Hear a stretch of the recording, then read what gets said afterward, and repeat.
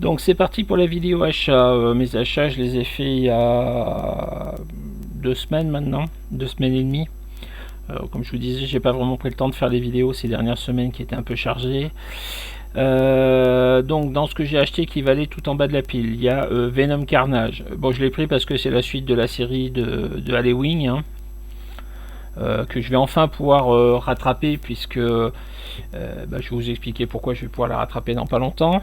Donc ça va tout en bas de la pile.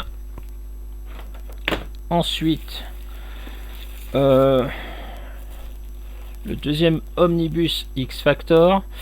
Alors là aussi pareil, ça va tout en bas de la pile. J'ai très envie de lire ça parce que j'adore Peter David, mais je pense que Panini est parti pour nous sortir les 4 tomes en français. Donc du coup je pense que je lirai les 4 omnibus d'un coup, donc du coup je ne les lirai que dans 2 ans.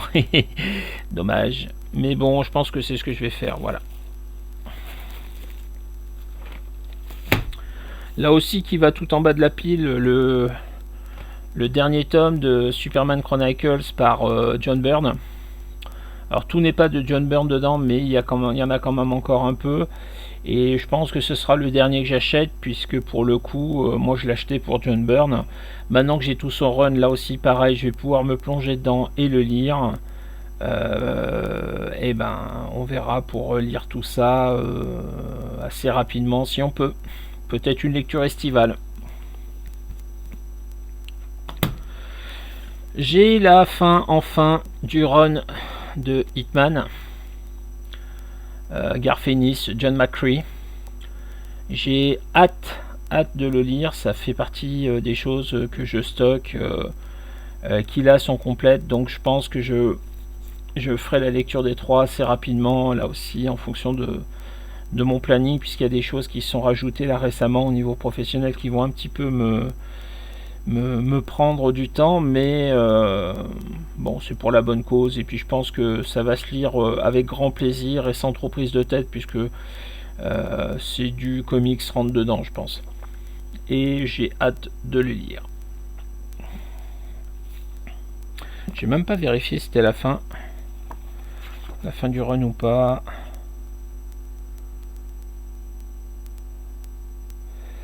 Je pense, à moins qu'ils en fassent un 4ème. Faudrait que je vérifie. Hitman, il faudrait que je vérifie. Et puis enfin, dans ce qui va dans vraiment le bas de pile, l'omnibus Immortal Hulk. J'avais les 100% que j'ai mis à la vente. Là, j'essaie de trouver quelqu'un pour les racheter. Je préfère avoir les omnibus, d'autant qu'on critique souvent Panini. Pour une fois, ils ont fait quelque chose de très bien. Le run Immortal Hulk aux États-Unis, c'est un seul omnibus de 1500 pages, je crois à peu près.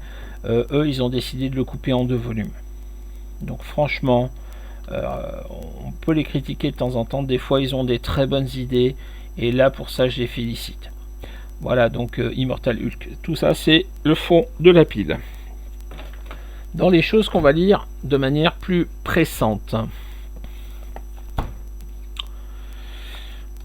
La fin de la série Warlock et les Gardiens de l'Infinité, le dernier tome. Donc on a tout au complet, hein, j'ai vérifié, ça va bien jusqu'au numéro 42. Par contre, on n'a pas l'histoire qui était avec Malibu Comics, donc je sais qu'il y a des problèmes de droit pour la publication de cette histoire-là. Donc on fera sans, malheureusement. Mais bon, c'est pas forcément très bien dessiné, mais des histoires étaient intéressantes de ce que je me rappelle. On va essayer de lire ça assez rapidement. Dans la série lecture rapide aussi, bon j'ai craqué. J'ai pris le tome suivant de l'intégrale Marvel 2-in-1. L'année 80-81, avec du Ralph Macchio, du Mark Gruenwald et du Ron Wilson, mais pas que. Donc là, on est sur les histoires qui étaient parues dans Special Strange, alors de mémoire, entre le 38 et vers le 60, 50, 60. Donc des choses qui, pour la très grande partie, j'ai déjà lues, et qui, franchement, me donnent très envie de relire. On continue sur quelque chose qui va là aussi attendre un peu puisque c'est en 3 parties. J'ai acheté le premier tome de Blood Hunt et j'ai acheté le tome sur les épisodes X-Men. Donc le 2 sort en février, le 3 sort en mars, donc je lirai tous les ventes d'un coup. D'autant qu'entre temps il faut que je lise le Deluxe que j'ai pas encore acheté sur le Docteur Strange, que je récupérerai là à la fin du mois de février, qui sera une lecture assez prioritaire pour pouvoir lire Blood Hunt derrière. Mais franchement les ventes fait envie. Les ventes fait envie. Pour une fois j'ai un event qui me fait envie, d'autant que je sais qu'il y a une vraie conséquence derrière. Comme je vous l'ai dit, moi le principal reproche que j'ai à faire aux events de Marvel, c'est qu'au final à la fin il sera rien passé. Bon, on n'aurait pas perdu du temps à lire en fait. Et là pour le coup je sais par avance qu'il y a une grosse conséquence à la fin qui rend les choses très intéressantes. Hop. Alors, pourquoi est-ce que je vais reprendre la lecture de Venom rapidement? Tout simplement parce que j'ai récupéré le Deluxe Amazing Spider-Man Dark Web, le tome 2, avec les épisodes de Spider-Man qui vont bien. Donc là on a du 9 au 18, donc là dans cette histoire là on a que les numéros de Spider-Man. Je lirai aussi les fascicules pour avoir les séries annexes, donc comme ça j'aurai toute l'histoire. Bon, je sais que ça a pas bonne réputation. Après je sais que le Spider-Man cette série là n'a pas bonne réputation, alors que moi j'ai bien aimé le premier tome.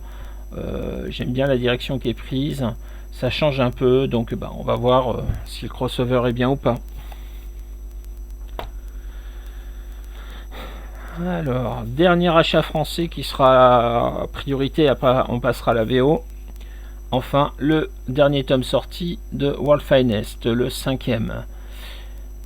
Irréel, donc avec Batmite et Mr. Maple ZX. Encore une fois, c'est une des meilleures séries, si ce n'est la meilleure série de super-héros en ce moment. J'ai d'autant plus de mal à le dire que c'est sur 2 personnages que j'apprécie pas forcément, mais c'est vraiment tellement bien que je ne peux que vous conseiller à la lire, et j'espère que ce tome-là sera à la hauteur des précédents. Voilà, on a fini pour la VO, pour la VF, on passe à la VO, pardon. Alors, dans les fascicules mensuels, j'ai le 4e numéro de Batman The Last Halloween qui est dessiné par Cliff Chiang. Donc encore une fois, j'essaye d'avoir à chaque fois la couverture de Team Cell que j'adorais, que malheureusement je regrette infiniment. Le 6e numéro de Free Agents. Alors à ce propos-là, je suis extrêmement surpris et extrêmement positivement surpris, puisque j'ai découvert dans les futures sorties de Delcourt que Free Agents va sortir en version française. Je suis épaté, je ne pensais pas que cette série-là sortirait en France.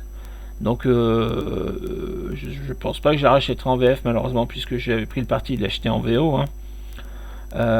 Mais comme quoi, il y a des fois des belles petites surprises dans des publications françaises. Donc Free Agents, comme je vous avais dit, le début m'avait un peu laissé dubitatif, mais je vais essayer de lire la suite qui est toujours en attente, parce que je me sentais pas ces derniers temps de lire de la VO. Je vais rattraper ça très prochainement, bien évidemment. Et le Dark, The Last Halloween aussi, bien sûr. La mini-série Black Widow Hawkeye. Donc je sais que c'est lié à la série Venom de Halloween, donc je vais le mettre de côté un petit moment, histoire de raccrocher les wagons par rapport à ça. Mais une mini-série avec Hawkeye.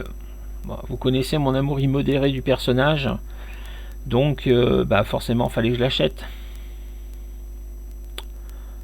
Donc Black Widow Hawkeye. Et puis enfin, Peut-être l'achat que j'attendais le plus depuis quelques temps. Il y a quelques temps, j'avais acheté le premier moderne, Epic Moderne Hawkeye, que je n'ai pas lu, puisque j'attendais que celui-là sorte, puisque celui-là va avant. C'est le 4e tome classique de Hawkeye. Donc là, qui va reprendre les épisodes entre la fin de West Coast Avenger jusqu'au moment où il est tué puis ressuscité dans le run de Bendis. Donc ça couvre les années 94 à 2008. Entre temps, il n'est pas beaucoup apparu. Il était chez les Thunderbolts, donc ça par contre bien évidemment j'ai déjà tout ça, mais ils l'ont pas mis dans la collection épique, tous ces épisodes là. Par contre il y a une première mini-série en 94, il y a un numéro unique ensuite, il y a une série en 8 épisodes signée de Fabian Nicieza qui est dedans. On a l'Avenger 502, celui où il meurt. On a le Pulse 10 et New Avenger 26 et 30. Donc le 26 c'est celui où il revient après House of M. Et le 30 c'est celui où il a une transformation. On a Young Avengers présente 6, donc c'est celui où il rencontre pour la première fois de mémoire sa remplaçante. Et puis on a des histoires qui sont parues dans 3 numéros de Marvel Comics présente. Tout ça nous fait un beau petit pavé. Voilà, il y a une belle petite épaisseur de lecture à se faire, et donc c'est avec grand plaisir qu'on va se faire ça avant d'attaquer l'épique suivant. Donc c'est celui qui est moderne et qui prend le relais après Secret Invasion. Voilà pour les achats de ce mois de décembre, complétés donc par les achats d'Angoulême. Maintenant je vais faire les vidéos lecture.